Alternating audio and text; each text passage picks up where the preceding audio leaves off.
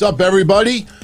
Monday night, January 11th, 2021. This is why you can't make that much of a big deal about Triple H before the match happens. This is Breakfast Soup Raw, which means I am Don Tony, and join along with me is... Anthony Missionary Thomas. What's going on there, DT? I don't know about that ending of Raw tonight, man. I mean, you know, I think this is why they didn't hype up Triple H versus Randy Orton in a match earlier in the day because, you know, I had memories of Super Showdown, June 2019, I believe it was, and I remember covering that event. I remember going out of my way to say that Triple H and Randy Orton did have an awesome street fight that day. But I was very hesitant about tonight. And I saw both sides of the aisle talking about it. One side saying, you know, why do we, out of the entire roster, why do we need Triple H? Why not do a call-up? Why not do this? Then they had the opposite side of the people saying like, hey, you know, he's always delivered and he still, you know, can do it and this and that. And Triple H and Randy Orton never disappoint and making a big deal out of it. Well, you got to see what we saw tonight. Not only did we not get a match, but we had Alexa Bliss making an appearance and throwing a fireball in Randy Orton's face. And we're supposed to have sympathy for Randy Orton after everything that's gone on. I mean, what am I missing here?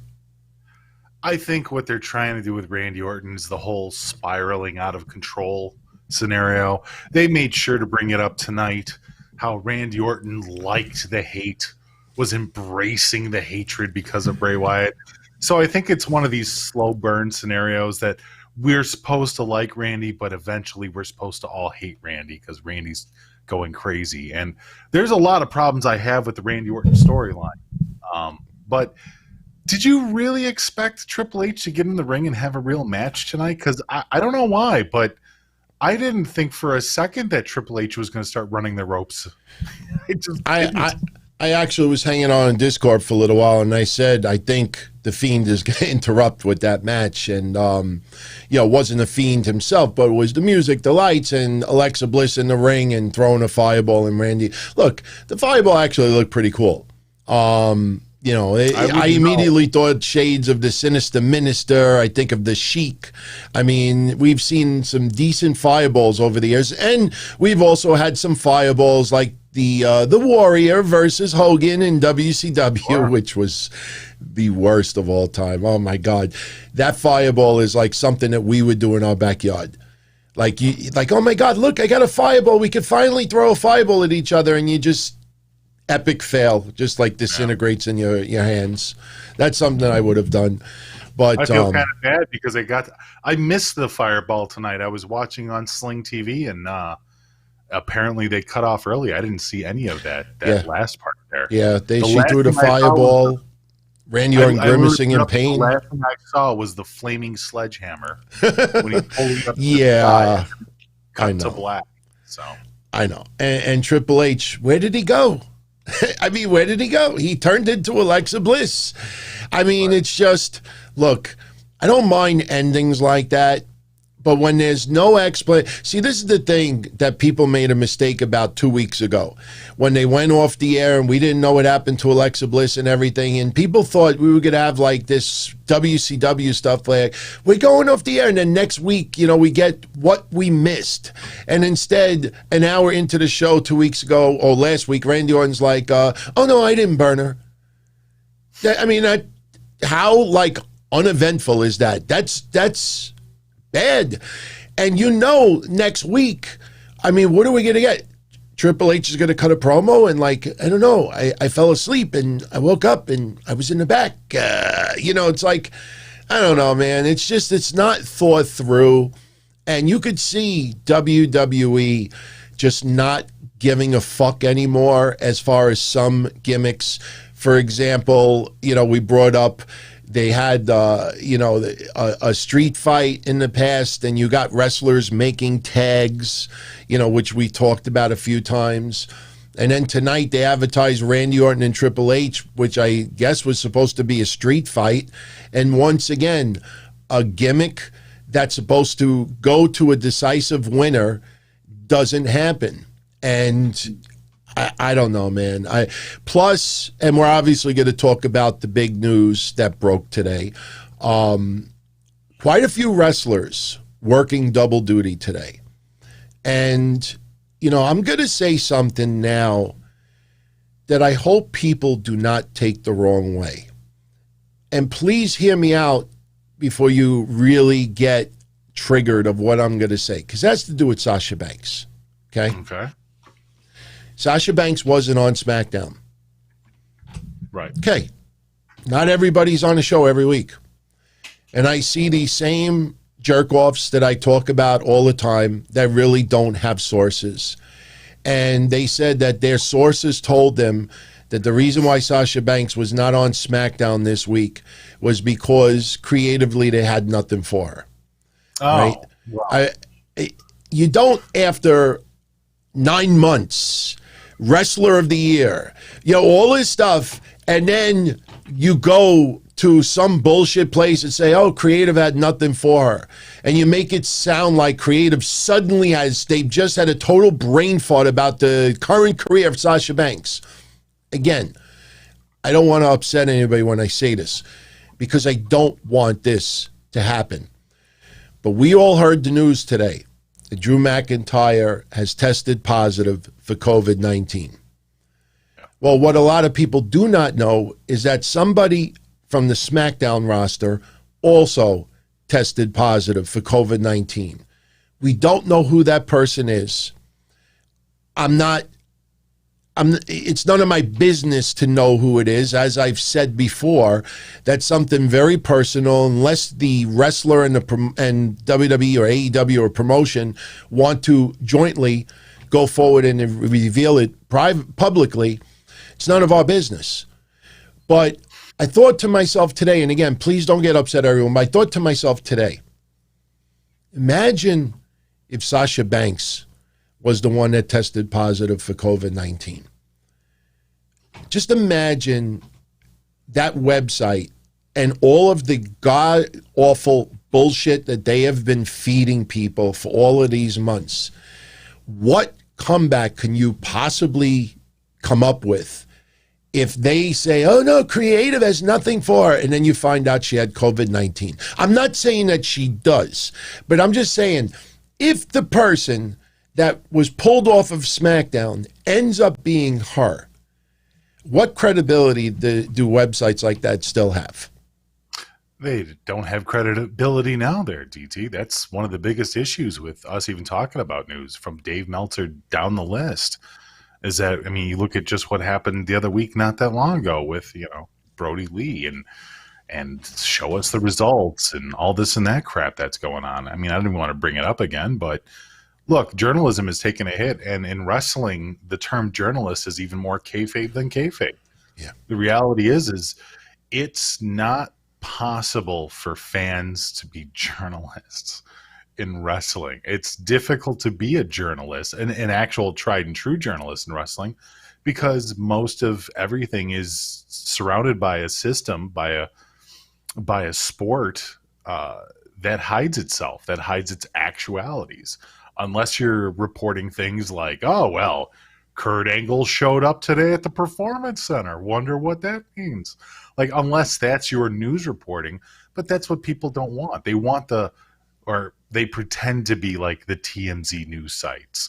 They pretend to be like the Ryan Sattins of the world. And it's just, it ends up leading a lot of people astray. And some people do it on purpose. Like, there are actual joke websites out there that talk about, like, kayfabe news, you know? Yeah. And if you go into that trying to read all their news as legit, well, then you're kind of the dummy. But there are a lot of people that don't do that they pretend, I guess, maybe for the attention, maybe for the clicks. I'm not sure why. But they pretend to have all these deep insights with people and these deep understandings of the company with absolutely no basis. It's awful. I mean, I've been following wrestling, you know, my entire life, and I've been on the internet with wrestling since the 90s. even back then with the ridiculous clickbait stuff.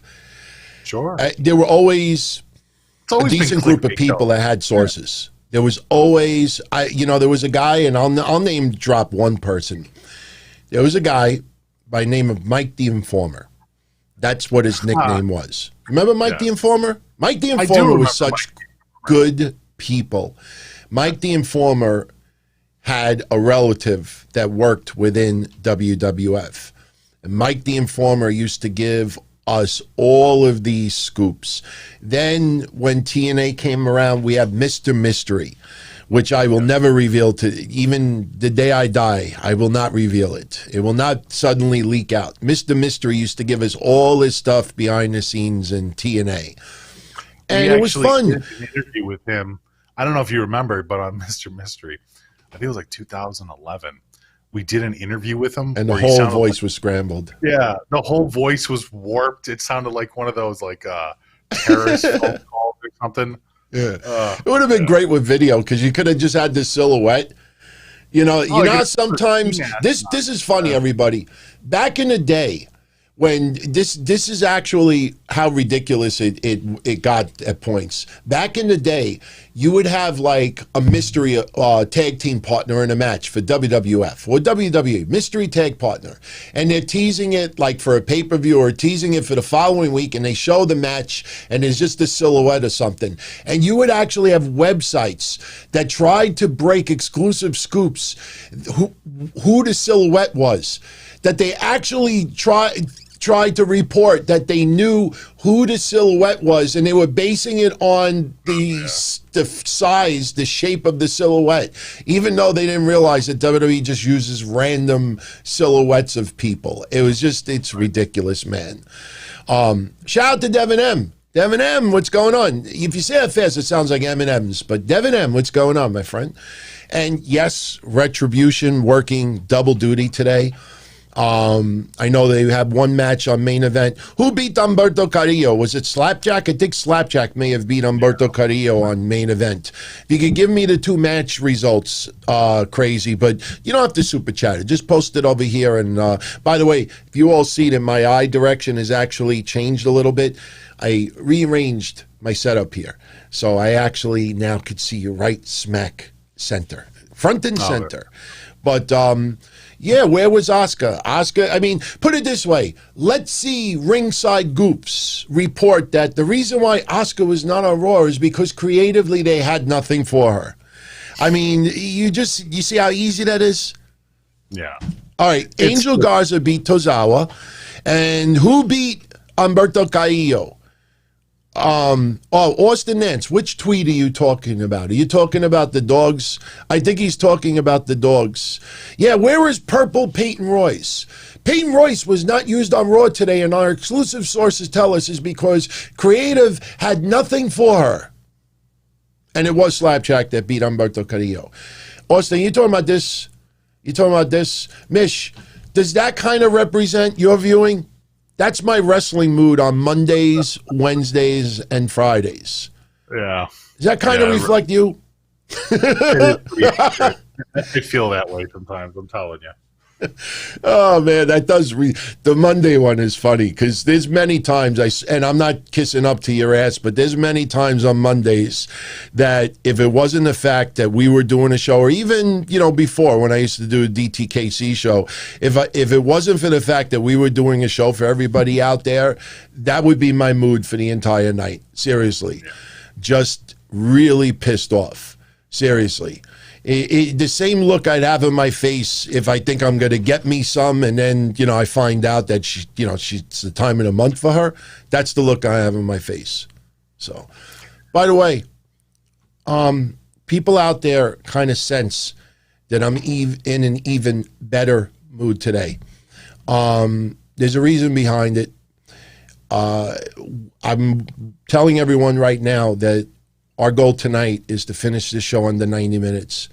Yeah. Not just because we want to get used to tightening everything up, since now there is a show on Thursday and there's, we're expanding things. And man, Ben Salmon gave me an awesome idea. I don't want to reveal what it is yet, but if you go on my Twitter, I'm starting to tease a new concept of a show that involves a VCR. That's all I'm going to say. But, today was a very emotional, draining day for yours truly, and I only spend 60 seconds on this. A lot of you out there know the health of my parents. My mother with a pig valve inside her, my father beating prostate cancer, has a fractured vertebrae, and both of them are not doing very good. So when you see pictures like I posted last week of my parents in Florida for my father's birthday and see them smile, I lose it. So they wanted to get the COVID vaccine while they're in Florida right now. The problem is they cannot go back to Florida 3 weeks from now to get injection number 2. So I know that they were both really, really deflated, especially in New York. Things are so screwed up right now with the virus.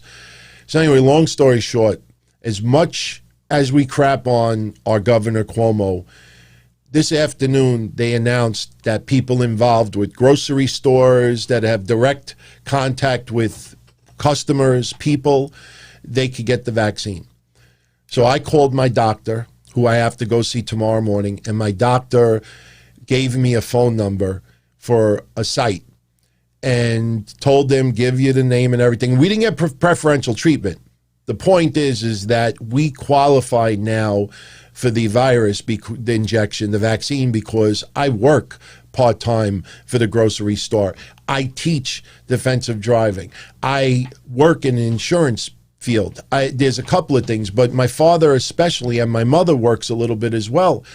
So anyway, the bottom line is next Tuesday at 3:30 in the afternoon, and I blocked out my personal information. Next Tuesday, myself, my mother, and my father are getting the vaccine. And while we're there, we booked the second appointment for 3 weeks later. So 3 weeks later, we get the second shot. And when I told my father the news this afternoon that I got the appointments for us, I heard sobbing on the other line. He's in Florida. I was on the phone. I'm like, "You're right?" He's like, yeah, I'm all right. And I could hear him crying. That's only the fourth time in my entire life I ever either saw or heard my father cry. So it was just been a very draining day today.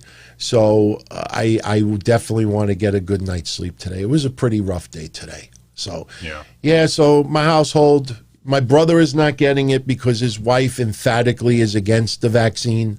So my brother is in between a rock and a hard place right now because he's telling her, all right, I won't get it if you don't get it. Why does that affect her? Oh, I mean, when you're married and you have a spouse, same sex, opposite sex, sometimes, yeah, but it's going to affect her. Like, you know what I mean? It is what it is. I told my brother, get the fucking vaccine and just tell her you didn't get it. He's like, I don't know if I could do that. But, yeah, I mean, look, the reason why I'm getting it is because I'm petrified that I may get it from a customer and I give it to my parents. I don't know if I'm going to get it right away. I told you about this. I'm not sure if I told you directly about this, but I did talk about this. Maybe I did talk about it on Breakfast Soup last week. But I'm enlisted in a drug trial for different vaccines and tests for the COVID vaccine. So I think I'm going to be getting the COVID vaccine, but I'm going to be a lab rat for a few $1,000s. So, and apparently it's my first meeting is in February. Oh, awesome, man.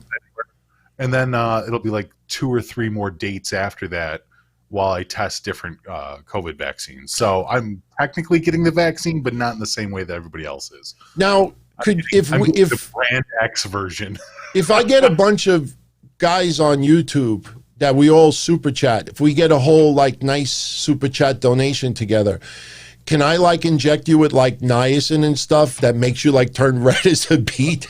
No. Can I inject you with things? Nothing that would really hurt you or anything, but maybe a little let's say you're allergic to peanuts and maybe just 1 cc of peanuts. This way we could be doing the show and you'd be like, what do you think of that main event? You know what? I never did medical stuff before. I used to do the food trials and test out different alcohols. There used to be places where you could just drink alcohol all day in Capri Sun bags. And then, you tell them exactly, are you okay?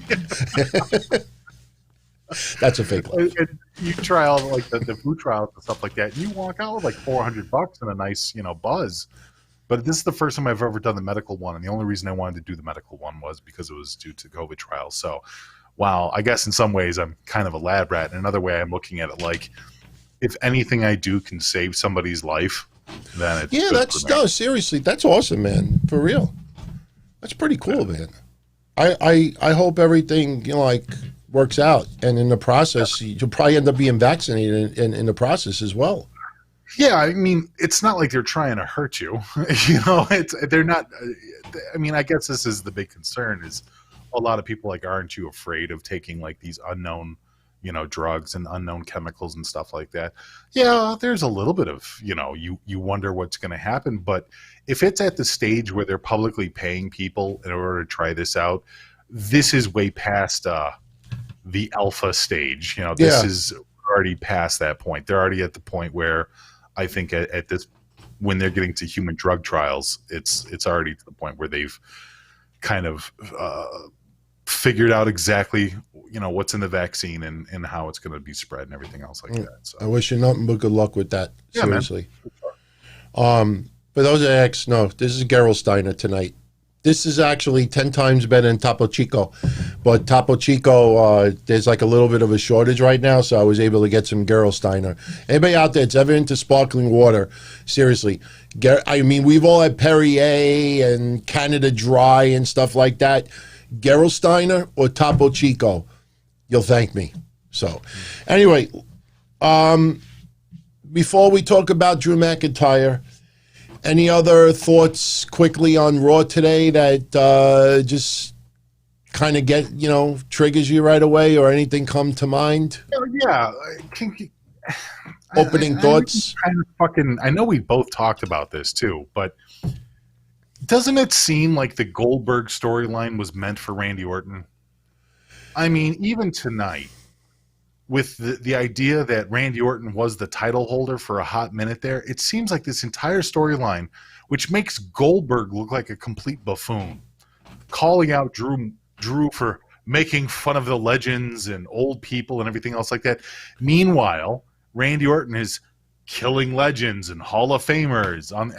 It's like the storyline is really weird, and it doesn't make sense. It's like they have almost two parallel storylines happening at the same time in the main event with two guys that have been champion in the last 3 months. Oh, you mean Randy Orton thinking that he's the head of the table and wants to beat up management wearing a suit?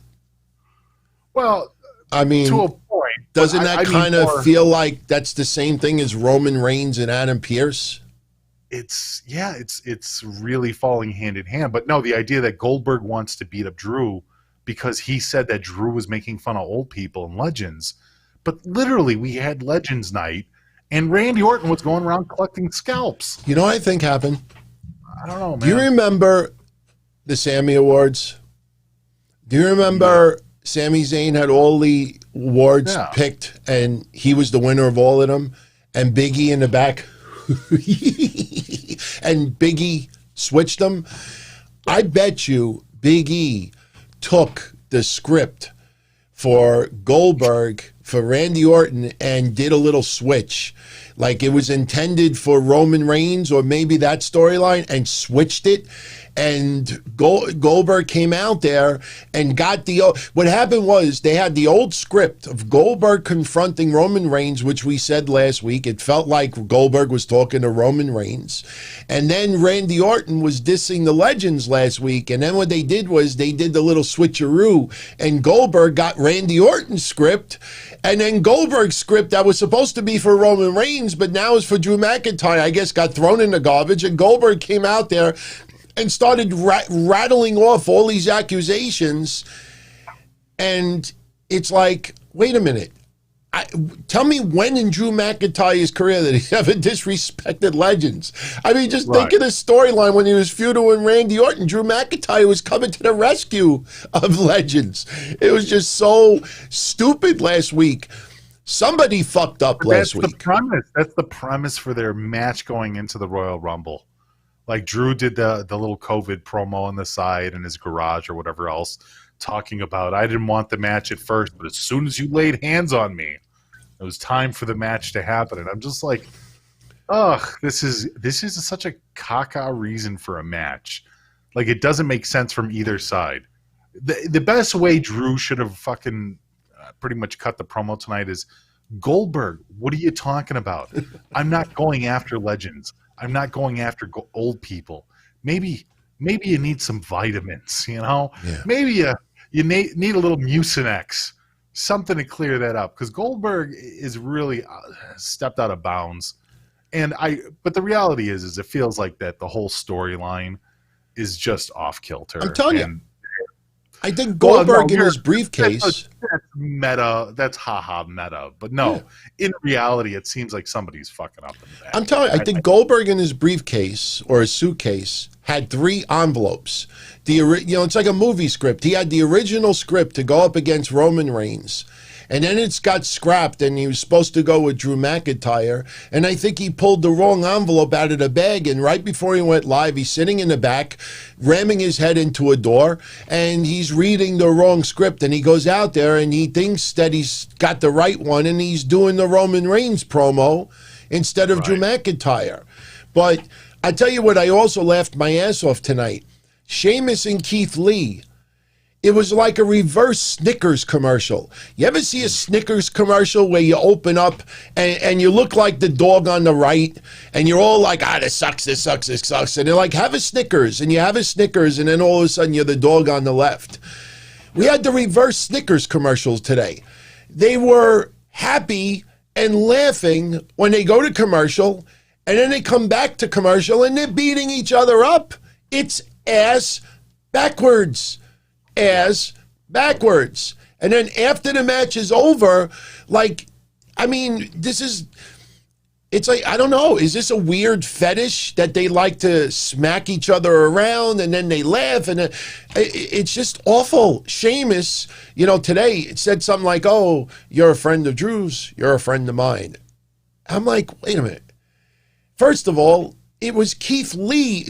I'm serious right now. In storyline, it was Keith Lee a couple of weeks ago that said to Sheamus, I don't trust you. You're going to stab your friend in the back. I don't trust you.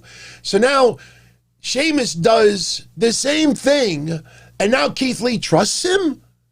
I mean, it's ass backwards. And, we had wrestlers doing double duty today because we don't know if some wrestlers were told to stay home or stay in a hotel, or your house, and quarantine for a couple of days, get tested again, make sure you're clear, let's hold off a week, because that's what it kind of feels like. But we had, I think the first one was Jeff Hardy loses to Jackson Riker like this. Like if you took a pee, the match was over. And then for some reason, Jeff Hardy has another match with Elias, which was supposed to be the end of the feud a couple of weeks ago with the Symphony of Shit match. Yeah. So there's Jeff working double duty. Then later on, we had Sheamus and Keith Lee taking on Miz and Morrison. Yeah. And then after that match is over, Keith Lee and Sheamus are fighting each other in a match. And then later on, Riddle loses to Lashley like this. And I'm saying to myself, what happened to this awesome feud? He lost in like 2 minutes. And then Riddle gets on the mic and challenges MVP. And MVP's wearing a suit, so Riddle wrestles 2 matches. Right. Oh, man. You know what? If this is precautions because of the backlash of Drew being, infected with COVID, and perhaps, obviously, somebody else being infected with COVID, I'm okay with it. It's just we got to take it on the chin and keep going. But that has no bearing. It has no bearing on the direction creatively of the storylines that we're seeing. Yeah. Look, the match is them doing double duty. Matter of fact, it was very match heavy tonight too, if you noticed. It was quite a rare Raw to have match after match after match after match after match. And honestly, as silly as this sounds, I was okay with it. I know a couple of the matches were pretty hokey and pretty fast, but I was okay with it. It wasn't a horrible night for Raw. I know we're usually going in there kind of like, oh, this is just cacas lately. But you know what? If they can't come up with good storylines, then throw me matches. Well, there's one caca thing. I mean, there's more than a few cacas. There was a few cacas, but one more than anything. Is it Rick and Lacey? I mean, you could see this a mile away. Ric Flair's going to think he's going to get laid, and Lacey Evans is going to tease him, and then she'll wear bloomers because obviously they're not going to reveal, and all the goofs, they're going to think, oh, they're bringing attitude back. You know, where are all these goofs that were all triggered about Aaliyah and Murphy with the age difference, but didn't say a fucking word tonight about Ric Flair and Lacey Evans? I mean, but Lacey Evans, you could see, is going to set up Ric Flair. Ric Flair is blinded, and Charlotte is going to tell Ric Flair she's just using you and this and that, and then she's going to obviously turn. But where is this going? I don't like it. And then, I think Rick likes it. Oh yeah. But no, dude, what was up with Lacey's promo tonight? Did you catch? What is this new thing that she's doing? Because when she's cutting the promo tonight, she has this weird after, like this, like every time she cuts a sentence or says something in Southern, she has like this weird little after sound. And I don't know. It's kind of like the whole. Do you remember Super Troopers? No. Where like the cop stops the other guy, and the other guy's like, "Well, how many times do you think you can say it?" And the other cop's like, I think, what do you say, like 10? He's like, so what's going on, meow? You know, what's the big problem here, meow? You know, like, and he keeps throwing in meow, like confusing the other guy. It's almost like Lacey was doing that tonight with this weird sound that she does after her promo. I don't know what it was. It's like she had Snickers stuck in the back of her mouth. But no, this storyline, it's a blow-off storyline. It's, if anything, it's going to lead to obviously Lacey and Charlotte feuding, which I'm okay with. They had their little tete-a-tete tonight, which was fine. And if anything, it's just going to lead to more drama between her and her dad. So I think that's kind of where this is going. Meanwhile, those tag titles are not being defended. Asuka's title is not being defended. And it is what it is. I think that's what I'm going to do when we talk about Raw. I'm going to finish it with, and, you know, the match ended in a no DQ. Yeah, that's exactly what you're doing. It's held the tights. It was really goofy. I don't know. I picked up on it. I actually want to go back and I got to watch it again. Yeah, watch it again. I think she was doing it on purpose. Like, she's fucking with people now. She is. She's sending secret messages through the TV, DT. I don't know what that is. I don't know. Anyway, I wanted to bring this up. Last week's Legends Raw did 2.13 million viewers, which was up 360,000 from the week before. So yeah.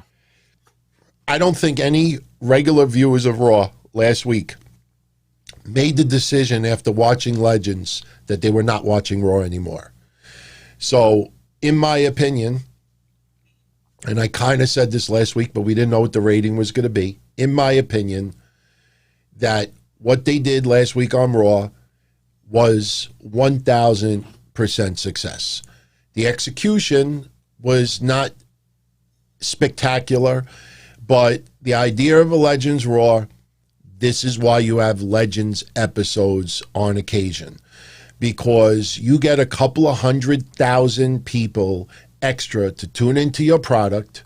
You might get a few to watch it the following week, or you might get a few that'll start thinking about tuning in when it's live instead of not 5 days later on a platform.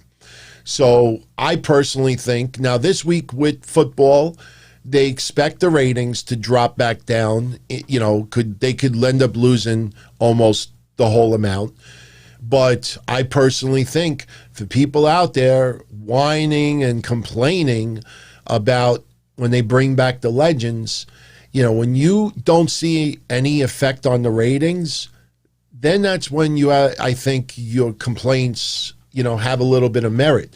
But when you see almost a 25% increase in the ratings, that's pretty damn big.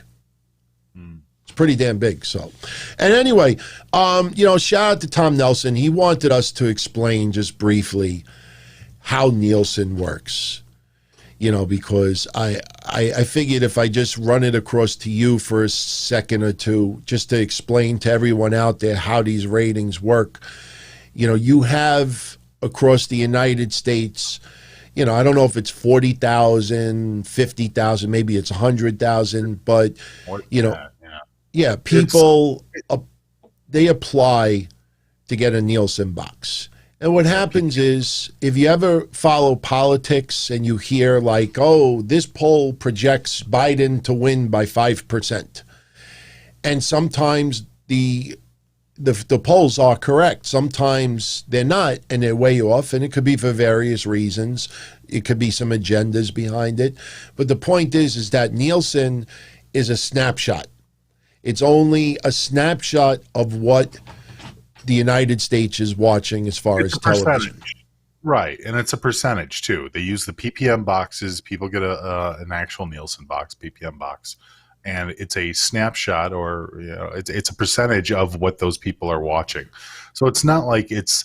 I think some people get it confused and think that there's like a box that's recording everything that you do all the time on your TV set.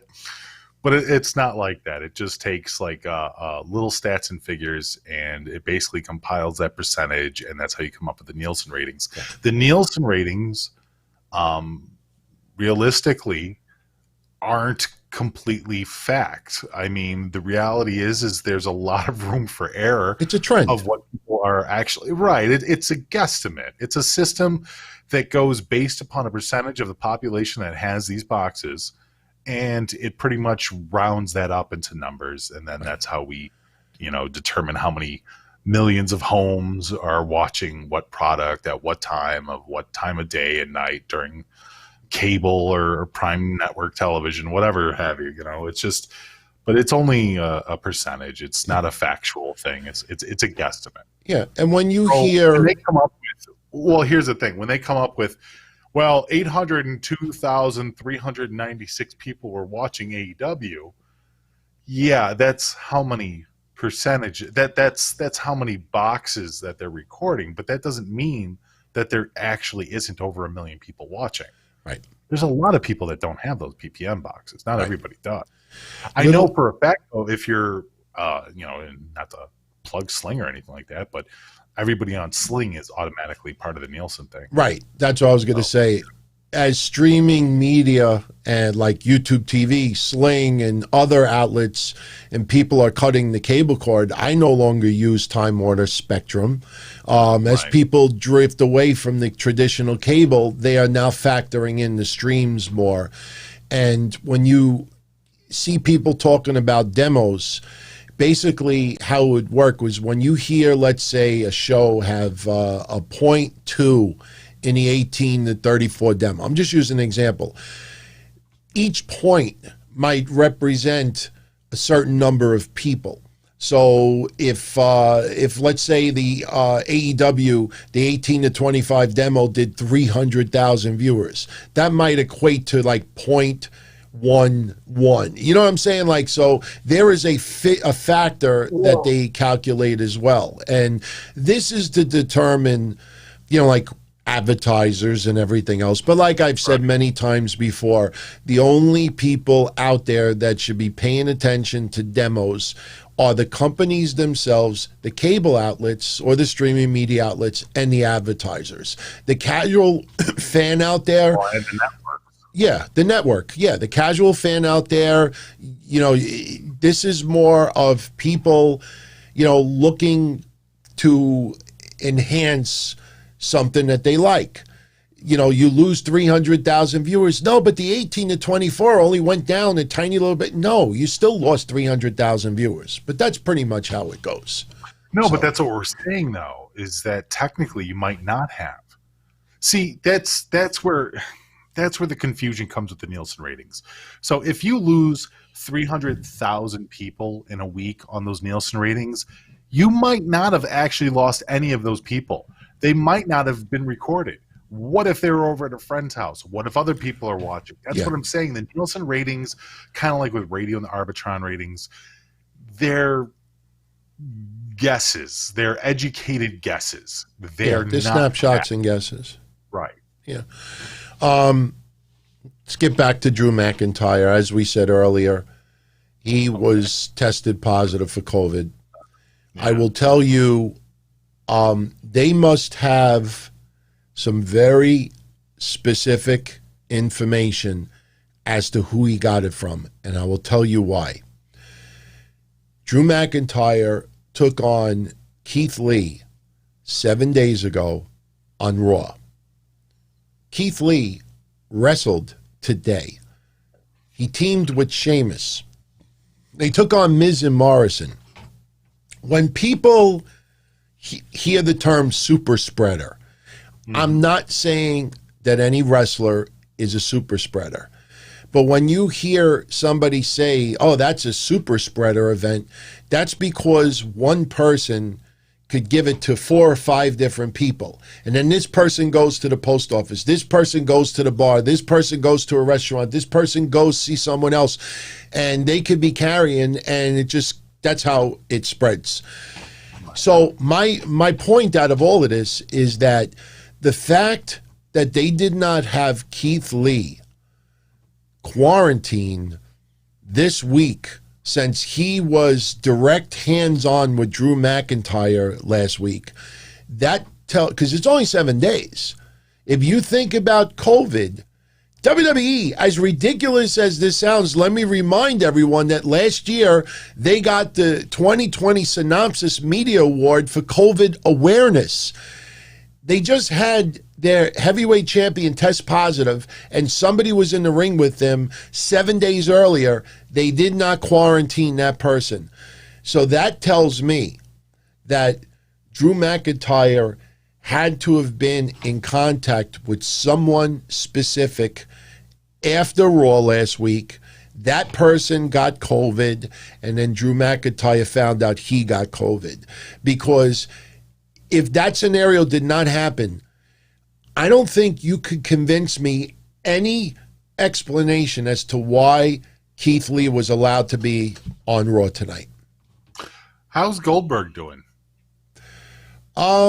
Well, he's home with his family. He was only there just to say, "You're next," and he left. No, I know, but I'm just curious. Yeah, because, I mean, from what we understand, no one else caught it. So maybe Drew had family over a couple of days ago, and that family member said, "Look, I just found out I have COVID," and then Drew got the test and found out he has COVID. Maybe that's how the scenario happened. That's the only logical scenario. I mean, you think that they held Legends Night with a bunch of people that aren't regularly on the roster. Just seems like, well, who's the person that was really close to Drew on Monday? I mean, obviously there was everybody in the back. I'm sure they were all shaking hands and saying hi. Hogan was with Drew, remember? What you gonna do, brother? I hope it's not Jimmy. I really hope it's not Jimmy.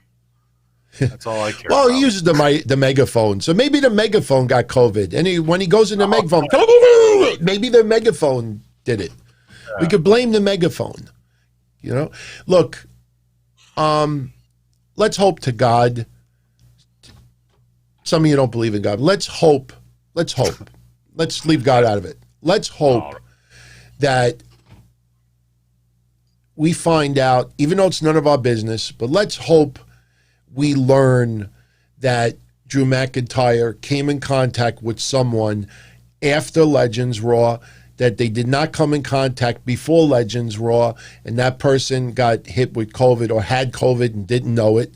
And then that's how Drew found out he had his. Because if it ends up that he could have caught it from someone prior to Legends Raw, because remember, and we don't talk Trump on the show, even though later on, before we go, we're going to have a little discussion if Trump should be kept in the WWE Hall of Fame, because that is a hot topic right now, and a lot of you out there have been asking for our thoughts on that.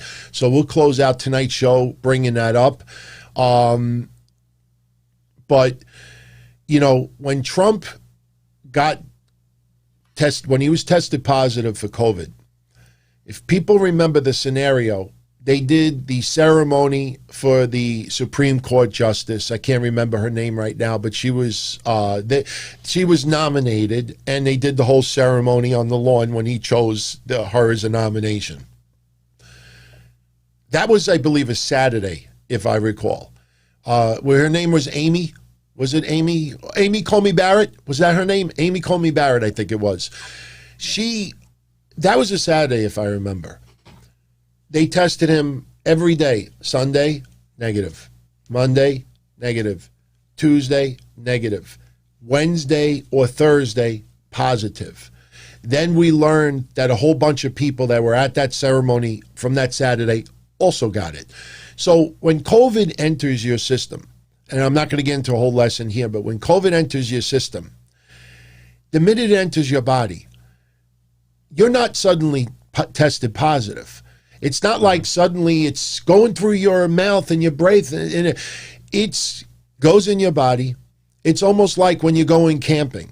You know, oh, I think this is a good place to camp out. And COVID camps out, and then it's like an orgy for Fredo. Next thing you know, you see all the virus basically all having this big orgy, and it expands. It's like gremlins to water. They all expand, and then a couple of days later, that's when it becomes, going out of your saliva and your nose and your nasal ducts and all this other stuff. That's how it works. So Drew could have had COVID for 2, 3, 4 days and tested negative and then suddenly test positive. So they got to be very careful, because if you start hearing some of the people tonight tested positive later this week or this weekend or next week, they could have a big problem on their hands. I hope not, but thank God, whether you all like Drew or don't, whether you think his title reign is great or not. Well, I mean, without even getting insidious about the whole thing about who he actually touched or kissed or shook hands with or played with, the reality is the guy's also still a public figure, and even though I'm sure he's taking all the precautions that he needs to, there's still fans out there. There's still places that he has to go, like the supermarket. There's still places that he interacts with at the gym. Absolutely. You know what I mean? So there's still, unfortunately, the reality is even with all the precautions being taken, it's not a 100% factor that you still won't get it. So the reality is we can sit there and try and point fingers and say, oh, well, it's funny how Goldberg was breathing in his face last week. But the reality is it could have come from a fucking toilet seat for all we know. It's literally everywhere. Thank God he apparently has no symptoms. My God, he cut 2 promos tonight. One was to tell everyone, please be safe, wear masks, social distance. All right. He didn't say wash your hands, by the way, which is a big deal, and sanitize. Gotta wash your hands. That's right. So, but if you touch your face, just don't do that. It's yeah, not good. I mean, there's a checklist of things you're supposed to always say, like wash your hands, sanitize, social distance, wear a mask, Yep. But I thought Drew's promo was class. He has you would never in a million years think that he had it. No signs. I don't think he has a fever, no coughing, no shortness of breath. The guy's a beast. But, Yes. And look, this has nothing to do with COVID, but what happened to Brody Lee is a perfect example of somebody who could be physically in perfect shape or beautiful shape and could still be taken down from anything. So I don't know how long he's got it, Drew, but He'll be fine. I mean, I think, he'll be fine. And his promos tonight, look, he's still going to face Goldberg at the Royal Rumble, which is in 3 weeks, right? Yeah. 3 weeks. So that's enough time to get out of quarantine, take a shower, clean yourself. Well, you know what that tells you? What's that? That match is only lasted a minute. Oh, yeah. Come on. Was anybody expecting an Iron Man match between Goldberg and Drew McIntyre in 2021? Yeah. Goldberg could barely work a 5-minute match in the 90s. Come on. Yep. You want him to work a half hour? Yeah. I mean, That match is probably going to be spear, attempted spear, Claymore, and, who knows? Do you think he's going to take some Purell and blind him in the eyes with it? He should put, you know what? He should put like Purell on his boot and then Claymore kick Goldberg. Yeah. This one, when he kicks Goldberg's eyes are blinded as well. You get 2 for 1. It's like if I'm going to hit somebody over the head with a baseball bat, you get extra effect. Put spikes on it, pieces of glass, barbed wire. Why? I mean, what's fun of just like cracking someone in the face and the mouth with a baseball bat? You add a little barbed wire, a little glass, a little spike too, and you whack them, and you see the spike go on the other side of their face. That's kind of a little bit more fun. You all over again. Yeah. It's like if I'm going to shoot someone, I'd rather use it like with a combined flamethrower. So not only do they like, what did you do? And then they just burst in flames at the same time. If it was up to me, I would invent M80 bullets. Seriously, you know what an M80 is, everyone, right? I would come out with M80 bullets. You get 2 for 1. You shoot someone, the bullet gets lodged in there, and then it explodes. You get 2 for 1. Maybe bullet jumping jack bullets. The jumping jacks, like you shoot someone and they get right. It bounces off and keeps going. Yeah. Bing, bing, bing, ricochet, rabbit. Shout out to Joe Punches. I thought about using off the cuff for Thursdays. The problem is, number one, so many podcasts use that already. Number two, I use that on Patreon. I don't want to take anything away from there. We're still working on a name for Thursday. Thank you, everyone who's been sending in ideas. There are hundreds that have come in. The one thing I will reiterate for everyone that wants to send ideas still, go to the January 1st episode of the Don Tony Show. That's where everybody's putting their choices. And people are actually voting on some of the ideas. I don't want any title names with my name in it. Because when I do episodes that have Mish on and other people on, I don't want my name to be the focal point of the show. Which I know some people like, wait, am I hearing this right? I don't want my name in the show. I got a name. Huh? I got a name for it. Why don't you call it Not Wrestling Soup? Hey, I was going to call it Yapapod. Like the Hulk Hogan with the Yapapai strap match. Somebody was bringing up Yapapai the other day, and I said, I'll call it Yapapod. Yapapod, like Yappa Podcast. And that person was like, it's actually not half bad. If you try to do the design like making fun of Hogan with the Yapapai strap match, but instead of Yapapai, it's Yapapod, but I'm not doing that. I'm not doing that. But, and remember, the prize we're going to give away is going to be something pretty damn good. So, we'll give some choices. What the hell happened over here? There we go. All right. So anyway, random tidbit, Matt Hardy. Yes. He posted on Twitter over the weekend that he just binge watched season 1 of The Sopranos. Never watched The Sopranos before. Now he's hooked. Now he understands why it was so revered. My question to you, Mish, and I question it to everybody live right now. Has there ever been a TV series that when it first came out, you were not a fan of it, but years later, you became a fan? Because there's a big difference. There's a big difference, and a lot of you know this already, that Family Guy, and I'm into like stupid humor like Beavis and Butthead and stuff like that, but Family Guy came out 20 years ago. And when it first came out, I tuned in. I remember seeing the dog talking, and I'm like, what is this stupid shit? And I watched a little bit of it, and I'm like, this is not for me. And for probably 15 years, I never watched Family Guy.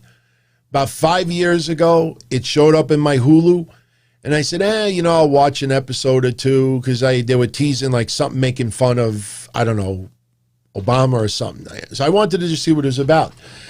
I laughed my ass off. Now, in 5 years, I've watched every episode. So there's a difference between not knowing about something for 15 years or years later, you give it a second shot and you're like, holy shit, why didn't I watch this sooner? So you see, like James Edward, Seinfeld. RJ says Seinfeld. Mr. Mike says Big Bang Theory. Kevon Lewis, Vampire Diaries. Sam, Star Trek and MASH. That's a good one, man. Because I never liked MASH. Oh, I loved MASH. I love MASH, but obviously I was a little young to understand it when it was airing. But when I went back and saw it years later, it was great. It's fantastic. Yeah. Christopher Fluker says Breaking Bad. Tony Gloss, Family Guy for him. Futurama for Chris. So, you know, there's a difference between not knowing something's around for a very long time or, you know, many years later you give it a shot. That's what happened with Matt Hardy. So, you know, better late than never. But Joe Punches. What happened? Jersey Shore? Does Jersey Shore? Oh, no. Jersey Shore will never. I don't care that they got a keto Guido that, you know, oh my God, he's in the same diet as me. I don't care if he showed up at my house and offered me free keto products. Jersey Shore, I will never, ever, ever give a shot. It's almost like Democrats to Trump. Like they won't ever change their mind about their feelings about Trump. Some Democrats to Trump is what I am to Jersey Shore. There ain't nothing that's going to change it. Half the fun is laughing at them, not with them. Yeah, I know. But, you know, maybe like 30 years from now, and I'm sorry for being a total asshole right now, everyone. For everybody says I'm politically correct. Maybe 30 years from now, when someone has like prostate issues or someone has like some type of like uncurable fucking, you know, Guido disease or something like that. Like they you know, somehow they got diagnosed, you know, it's, I don't know, pasted hair disease disorder or something. You know, then, you know, maybe I'll have a little bit of sympathy and I'll say, you know, maybe I will watch it, you know. But Joe Punches wants me to ask you, since you're a Chicagoan, have you ever enjoyed Shameless, and what's your thoughts on its depiction of the South Side? Never watched one episode. Not one. It's constantly on my feeds. Never watched it. Just never have. Sorry. No, it's okay. It's kind of hard, you know, like I didn't know. I was doing a hair thing just to joke for someone. Okay. Sure. But sorry, Psycho, if I got you a little upset. I don't mean it literally, but, you know, you ever have someone that dies and it's like a musician or something, you never followed their music at all, and then you're like, oh, let me see what this person's all about. And then you like give it a shot and you're like, oh, okay, I could actually, that'd probably be me with Jersey Shore like 30 years from now. I think I was like that with Amy Winehouse. I didn't like Amy Winehouse when she was alive, but as soon as she died, I started checking out her music, and I was like, oh, she wasn't half bad. Sad story. You know? Yeah. You know who that was for me, believe it or not? Who was the female musician? I saw the documentary about her, and when I watched the documentary, I started checking out her music. I don't remember if Jennifer Lopez played her. Her name is like Selena. Was that her name? Oh, yeah, I think it was. I think her name was Selena. Right. And I had never like paid attention to her music at all. And then I watched it. Yeah, thank you, Perk Dog. Selena, Phil the promoter, Jamie. Yeah, Selena. After I watched that documentary, I started checking out her music. And it wasn't a documentary. Wasn't it like a biography? Didn't it have the guy that played the teacher? Oh, gosh. I'm trying to remember his name. He was the father of Selena. I don't remember the names. More like a biography than it was a documentary. You're talking about the guy from Miami Vice? Olmos? Edward James Olmos? Maybe. I think it was Edward James Olmos. Yeah. But, the movie was from the mid-'90s. I mean, back then, I had never heard of her before. And then I saw the documentary with someone. I was like, wow, you know, let me check out her music. And I was very impressed. Yeah. So yeah, it was a good movie. I remember the movie. So good for Matt Hardy, man. Good for Matt Hardy. I honestly don't know if I'll ever change my views on The Sopranos. You know, I've shown you all personal pictures. My father is very good friends with a couple of cast members. Paulie Walnut's number one. But the thing is, I just, you know, when you come from my neck of the woods and you're around real life gangsters, I'm not saying it bragging, but my neighborhood, there's cardboard gangsters, real gangsters, former gangsters, wannabe gangsters, family members of gangsters. You know, members of John Gotti's family went to my wedding in 1999. When you're around a lot of the realistic part of it, then you see it on The Sopranos. They have to sensationalize it so it's interesting for TV, or more interesting. And some of it was so sensationalized that it was just a hard sell for me. But before we get back to Raw, because we're an hour in, so we're going to wrap this up in about 30 minutes. We're going to just fill in the blanks with Raw tonight, and then we're going to have a little discussion about Donald Trump, if he should be removed from the WWE Hall of Fame. But before I do that, someone wants me to ask you, Anthony Diaz, whatever happened that time with your poop worms? Remember that? Oh, you called me up? Yeah, no. Yeah. I dressed them up. I gave them hats, gave them names. You know, yeah. What are you supposed to do with them? Yeah. People don't know what they're talking about. What? You had a little bit of a health scare that you thought you... I know. Like, what do you think? I took some antibiotics. That's pretty funny, man. Look at that. Wow, everybody's curious now. I grew a farm. I put them in a farm. And look. Actually, if you look really closely. Oh, no. He's got a... Look, I've had shirataki noodles. Shirataki noodles, when you go to the bathroom, if you don't remember that you had shirataki noodles, you'd think that you have worms. So, unfortunately, certain things with fiber, certain vegetables... Nothing came from that. It was clearly something I ate. Yeah. I ate spicy food. I thought it was something else, and it wasn't, because I never had a problem again. That was literally it. Yeah. So it was food. It wasn't anything else. Sorry. Okay. All right. Sorry. Well, that's good news. That's good news. It wasn't something magical. I didn't have magical ass worms. It wasn't. Sorry. Sorry, guys. By the way, I'm pounding on my chest. Not because this applies to anybody tuning in, but I'm saying this is thank you for joining us tonight. Thank you for tuning in. As always, if you're enjoying the show, smash that like button. You know, show YouTube that you enjoy the show. They'll recommend it to others. And we thank you for the support as always. For our Patreon family, tomorrow, Mish and I will be on Patreon, 8 o'clock. Sharp. It's going to be an off-the-cuff episode. We may do that A to Z thing again. We'll leave it up to everybody who tunes in live, what's on their mind. And Wednesday will be Wednesday Night Dynamite. Thursday, 7:30, Wrestling Soup. And once Wrestling Soup is done, head on over to YouTube, and I'll be doing another Q&A, Ask Anything, live chat like we did last week. Last week was a home run. I mean, everything we talked about is amazing. We talked about from baseball to politics, wrestling to food. It was just awesome. I love the vibe because I've always been told how negative the vibe is on YouTube.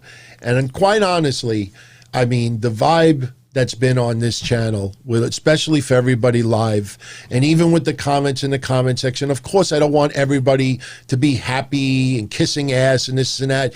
You want to challenge us. But the vibe has been awesome, man. Don't be happy. yeah.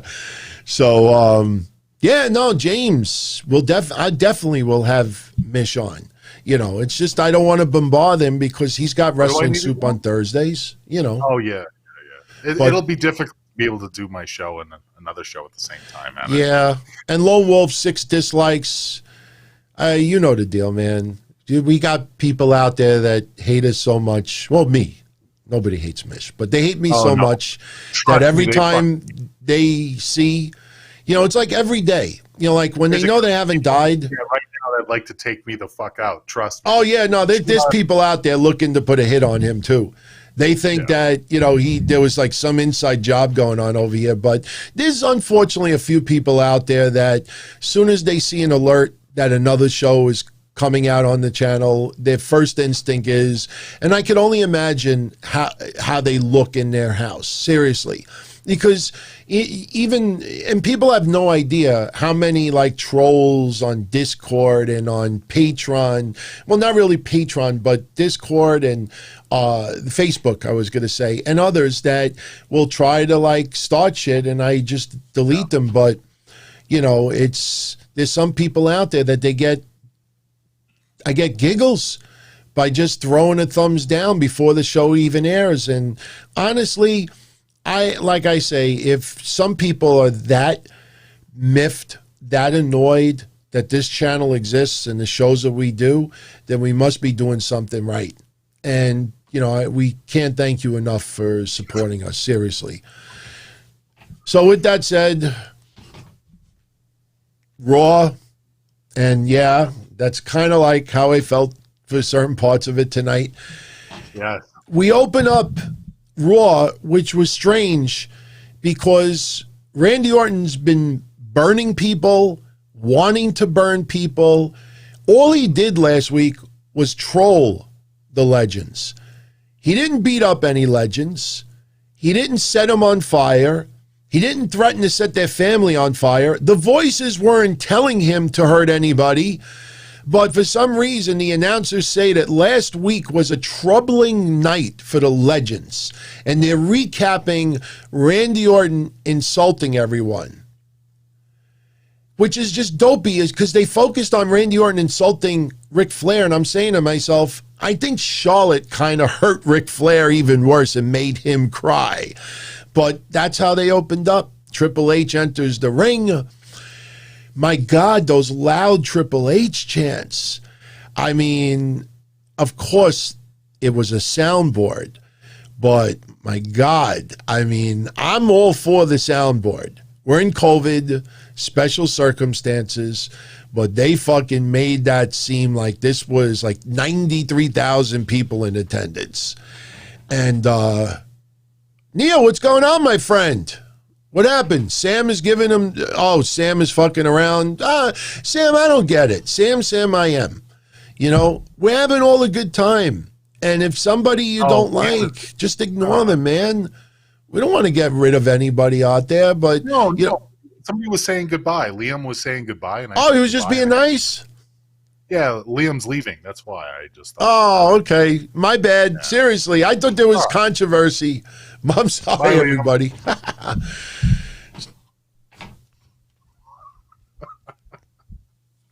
So anyway, we have Triple H in the ring. Huge, loud Triple H chants. Triple H upset with Randy Orton all of a sudden. Isn't it weird? Triple H is upset that Randy Orton insulted the legends, but wasn't upset that Randy Orton technically committed murder by setting a body on fire. Yeah, no, he was actually proud of him for that, wasn't he? He's like, I understand business is business. And if you had to whack Bray Wyatt, you had to whack Alexa Bliss. I totally understand, Randy. You got to do what you got to do. Yeah. It's got to be like Triple H meets Lacey Evans, because Triple H used to say like, Randy Orton, I'm going to beat you. Now he's got to be like Randy Orton. Now I'm going to beat you. And Royal Rumble. So Randy Orton comes out, cuts the CM Punk promo. You know, I guess your balls are in your wife's bag. Triple H knocks him on his ass. Randy Orton wants a street fight, as if we're not going to get it. And, you know, we're getting teased throughout the night, you know, I accept that. So we got a supposed street fight. And again, if people noticed on my social media, and by the way, I was more active today. I was very active on Discord. I was active on Twitter, and I think I'm going to start, and I was active on Facebook. So I am going to be active again, because a lot of you have been wanting to mingle, so I will. But if you notice, I shied away from Triple H and Randy Orton, other than the fact that they fought at Super Showdown a year and a half ago. And as I said at the beginning of the show, that match was pretty damn good. And I was hoping we would get something like that tonight. But fuckery happens a lot on WWE programming, and I was a little bit nervous. That's why I was chatting with people in Discord. I said, I got a weird feeling the Fiend is going to interfere in this match, and, you know, we got some hybrid of that. But I want everybody to realize, if you did not tune into Raw tonight, between the opening of Triple H and Randy Orton and then Charlotte versus Lacey Evans, we were already at 8:45 p.m. First 45 minutes, the first 25% of Raw was the segment in the ring with Orton and Triple H and the Charlotte Lacey Evans stuff. You know, Charlotte kind of blowing off about what happened with her father last week. I don't know if anybody saw the Twitter. They posted them like smiling and selfie, and, you know, she loves her dad. So we get the match today. Match wasn't bad. Ric Flair's music hits halfway through, and Lacey instead does of a good job. Look, let me just throw this in there too. Lacey does a really good job of selling. When she was selling the knee, screaming out loud, she's really focused on her leg hurting. Like, I'm like, you know what, Lacey needs some more ring time. Lacey needs to be the focus for her, because I think even though she's kind of one of the younger talents in WWE, even though she's been around for a few years now, I still think that she really hasn't had a good proper run or even a good proper feud post the Becky stuff. So she's kind of been like in the doldrums here and there, but her and Charlotte, I kind of like it. I like it. I'm okay with it. Yeah, Mish and I have been singing the praise for Lacey Evans for a long time. Sure. Especially, and it's a shame that you can't emphasize it right now, but especially her military background. I don't think military. Did you see what she was wearing though tonight? She's got that USO thing that she's been wearing a little bit lately. Yeah, and I like that. She's a badass. She's a legit badass. But look, they need her as a heel. The storyline with Bayley was kind of crap. The storyline they did with, I think it was Natty, which was a lot of crap.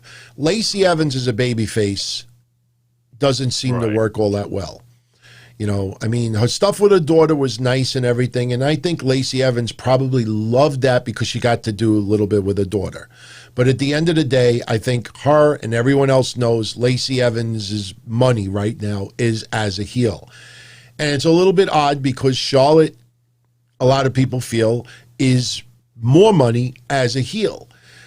So you kind of had both worlds clash today because, you know, you got Charlotte sort of acting a little bit like a heel. You got Ric Flair turning on his daughter tonight. And you had Lacey Evans, who was playing the heel.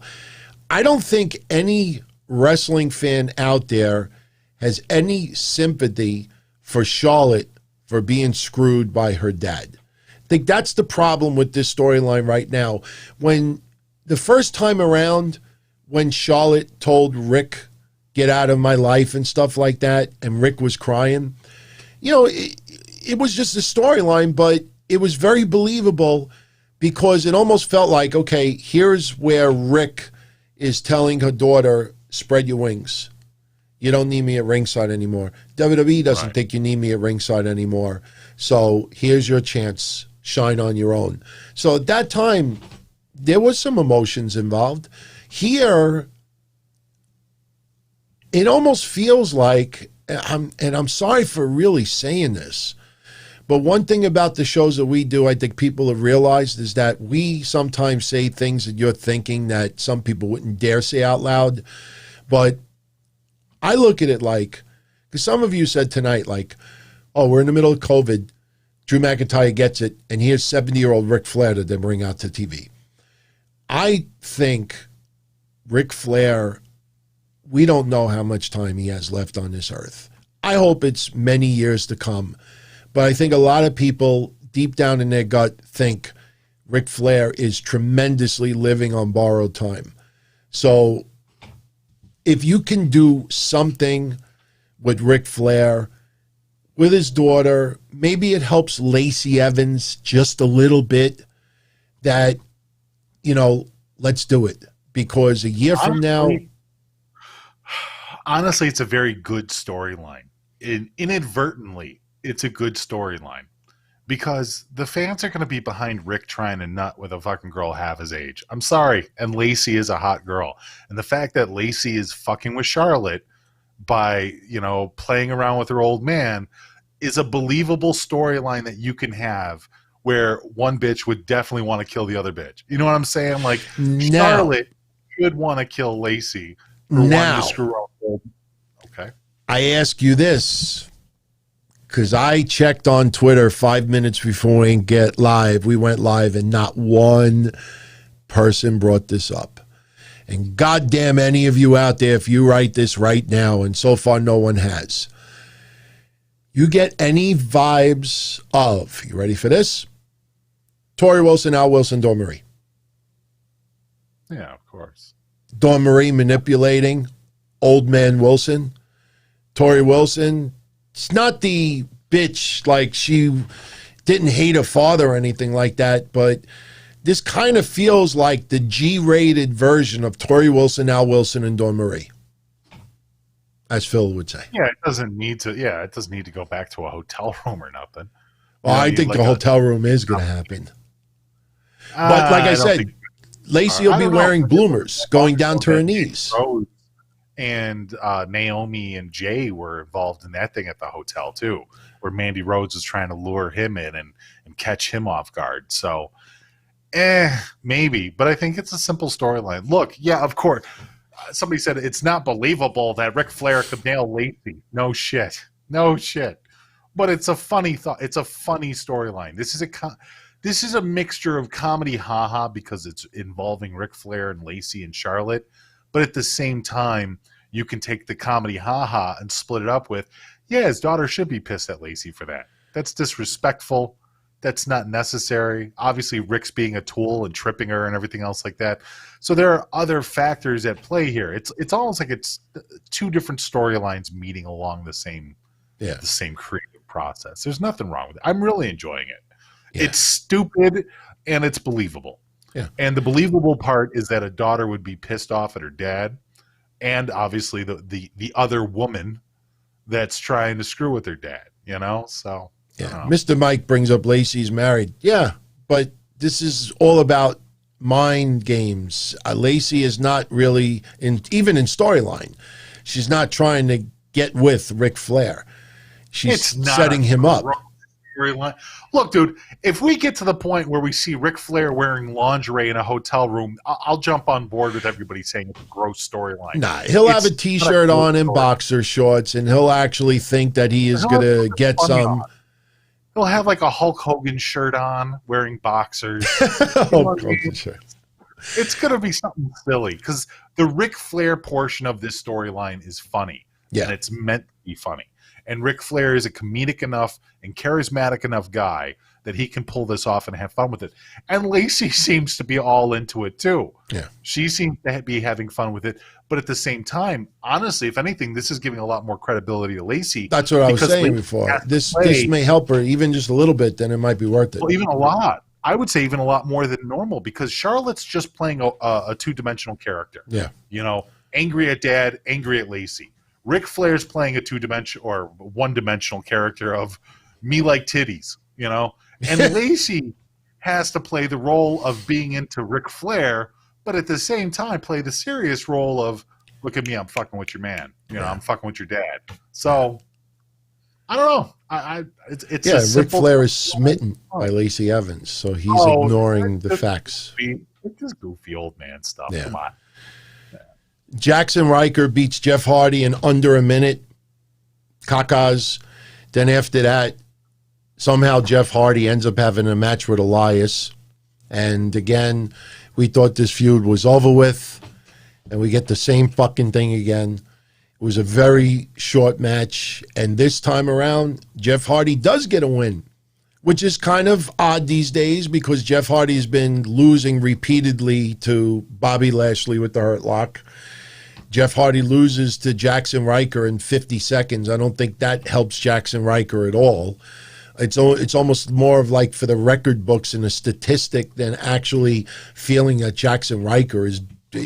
I am not feeling Jackson Riker as a member of Elias's whatever it is. I know it has nothing to do with him supporting Trump or anything like that. It just he I don't know. It just feels like he's a lackey. He feels like a groupie. It almost feels like a male groupie. I wouldn't compare it to Road Dogg to Jeff Jarrett, the roadie, but Jackson Riker has not rubbed off on me at all. Zero. So, Sheamus and Keith Lee, as we said before, beat Miz and Morrison.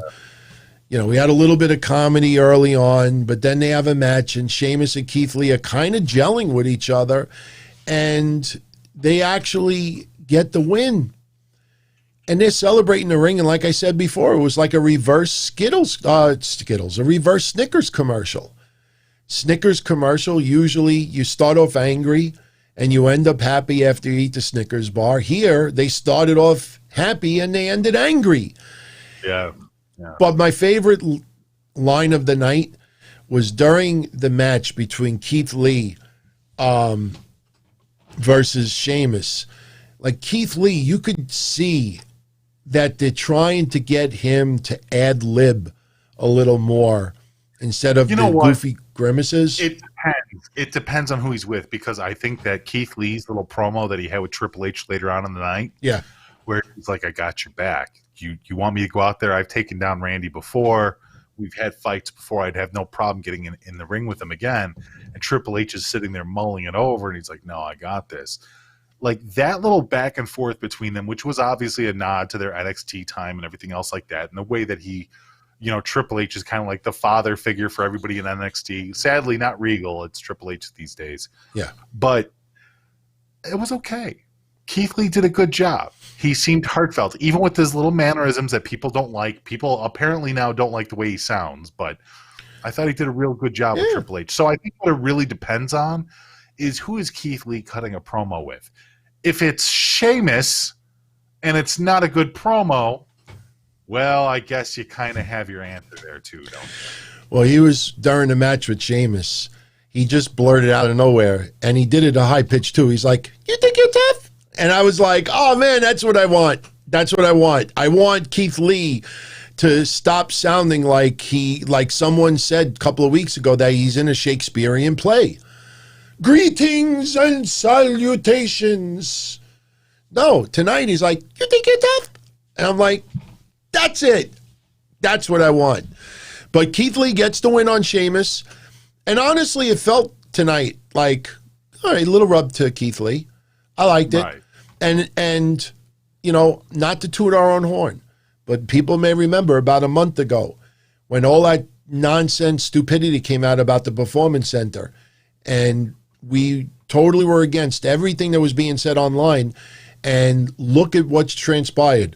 Otis is doing better.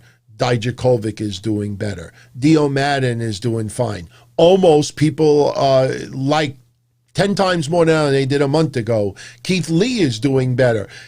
Everybody that they referenced are in a better place now than they were 6 weeks ago. And it's going to be a building process. But speaking of T-Bar, he beats Xavier Woods in about 5 minutes. They were supposed to do something with Ricochet today.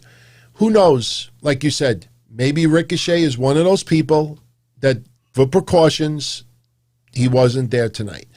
There were some people that were expected to be on TV that were not on TV. So, I agree 100%. The more I think about what you said before, the more spot on it is. Tonight, you got to understand some people that did not appear. It might be related to just taking precautions and being very careful since Drew got hit with COVID. So, but again, the match is on with Goldberg. They showed one of those video packages that we've seen over the years about Goldberg. There's nothing new now that we didn't know before, We'll talk about it as it gets closer to the pay-per-view. Then we get Lashley, as we said before, beat Riddle in under 2 minutes. It pissed me off because last week I freaking loved that match and thought this could be the start of a really nice feud. And the feud could still happen. But before you could even complain and think about what happened, Riddle challenges MVP, and Riddle wins by DQ because Lashley attacks Riddle and pretty much, leaves him laying, which is what he said last week he was going to do. Do you want to see more of this feud? See where it goes. I mean, yeah, you're right. Tonight's match was very much in the doldrums. It wasn't a fantastic match, and I don't, other than the fact that Matt Riddle got his mouth split open, it was not really much memorable about it. Yeah. What his promo about pizza toppings, which nobody has any of those toppings. What do you say? Buffalo cheese, feta. Goat cheese. Goat cheese on pizza. I'm telling you, I wasn't joking when I said it before. You got to try goat cheese on pizza. Look, I'm not saying that it isn't a thing. It's just not a normal thing.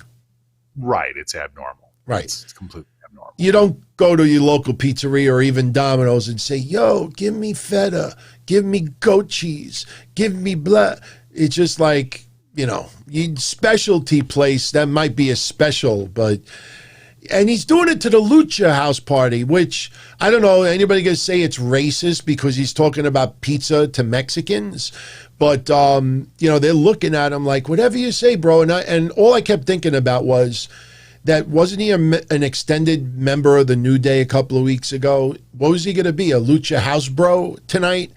I don't know what the purpose that was, unless they're trying to plant the seed that the Lucha House Party are going to have a rematch with Cedric and what's his face, Shelton Benjamin, or 6-man tag. I don't know where this goes, but we see Adam Pearce, no Sonya Deville tonight, but Adam Pearce is in the back with AJ Styles, Omos, and Drew Gulak. Drew Gulak wants to be in the Royal Rumble.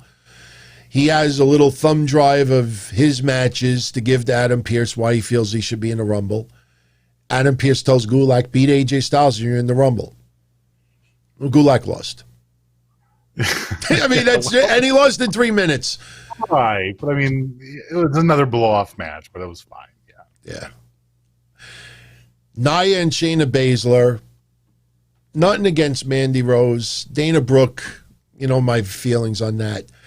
Watching Nia and Shayna especially Shayna, trying to sell some of this stuff going her way.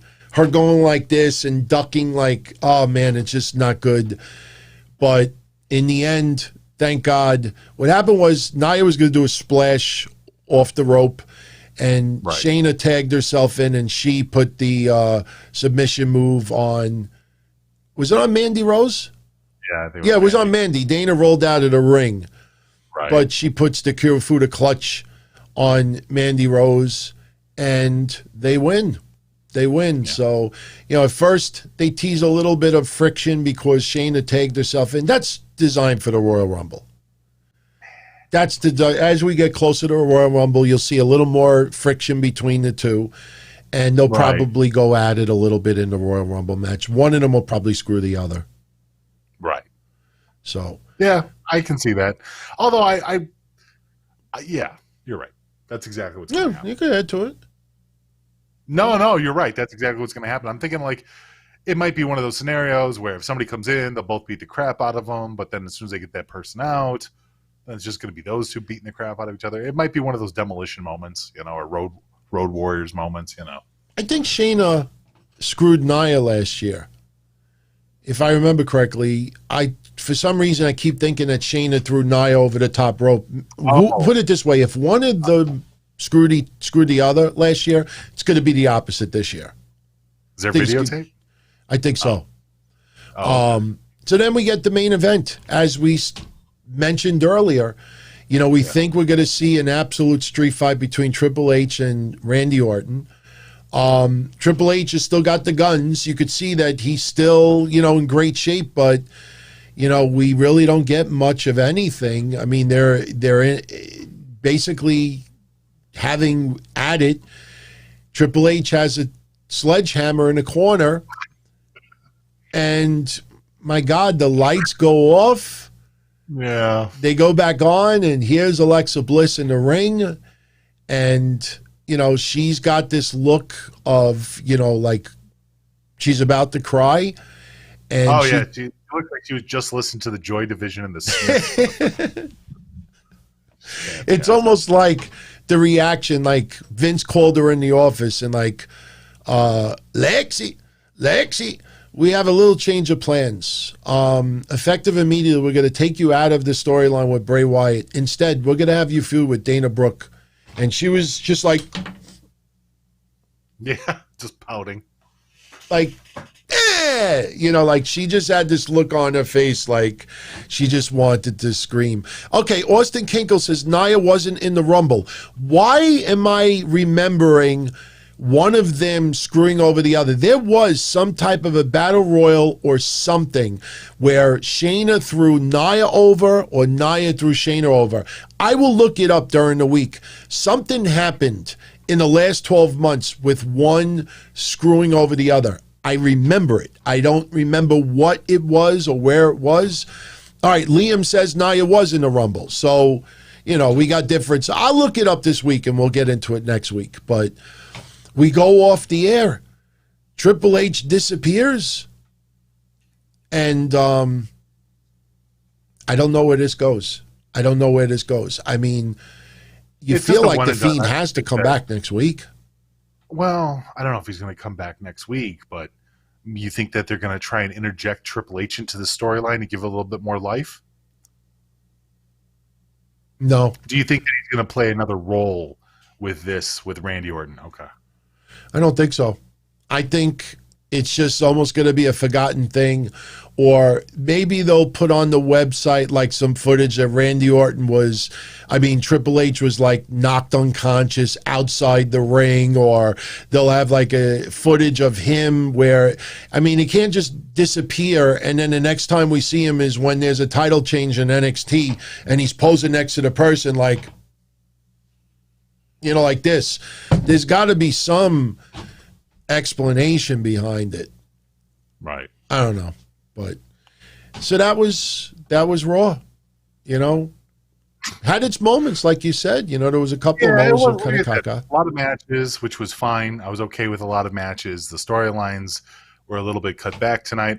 A lot of reviews, a lot of SmackDown at the Goldberg, and like a lot of look at what happened last week. Yeah, a lot of replay with Roman Reigns and Adam Pearce. Yeah, right. They definitely dug into the old bag of tricks, of production tricks, in order to stretch out the time a little bit. But it wasn't a bad show overall. They repeated Triple H knocking Randy Orton down 3 times tonight. But I was able to watch it without falling asleep. Yeah. Which is a good, because when I find myself nodding off watching Raw, I just know it's not a good night. Especially knowing the circumstances with the COVID thing. Wasn't bad. Wasn't a bad show tonight. Right. So, all right, we're going to end up going about 5 minutes over. Not bad. It's better than an hour and a half over, but we want to finish tonight on one topic. It's becoming rampant. Mick Foley has spoke out, Kevin Nash, a lot of people have spoke out about it, and you see a lot of news journalists out there now. They are doxing everybody, exposing everyone, trying to get hate on anybody out there that's ever supported Trump. They're now trying to accuse Linda McMahon involving with in a faction that stormed the Capitol Wednesday. On Friday, I already gave you my thoughts on what happened Wednesday. It was disgusting. No question whatsoever. The big question now is, because again, whether you're a Trump supporter or a Trump hater, all right, Trump did not tell anybody to do what they did Wednesday. But he did a pathetic, piss-poor job to not get in people's heads to not do this, because I am very afraid of January 20th when Biden is put in, because they're already saying that there's going to be protests and riots in all 50 states. And this has been building for years and years and years on both sides. When you were in Philadelphia, I remember you being on a show with me saying that you were scared.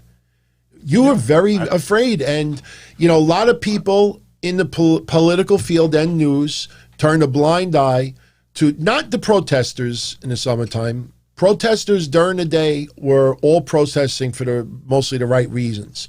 It was nighttime. All the wackos that didn't care about George Floyd or anybody else that caused chaos. A lot of people turned a blind eye.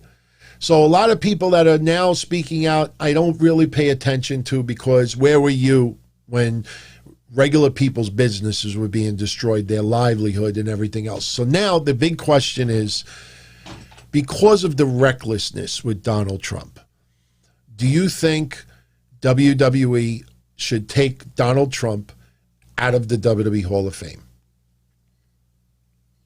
Or do you think there should be like a voting body, which is good? I'll explain my idea later, but do you think that there should be some type of discussions about taking him out of the Hall of Fame?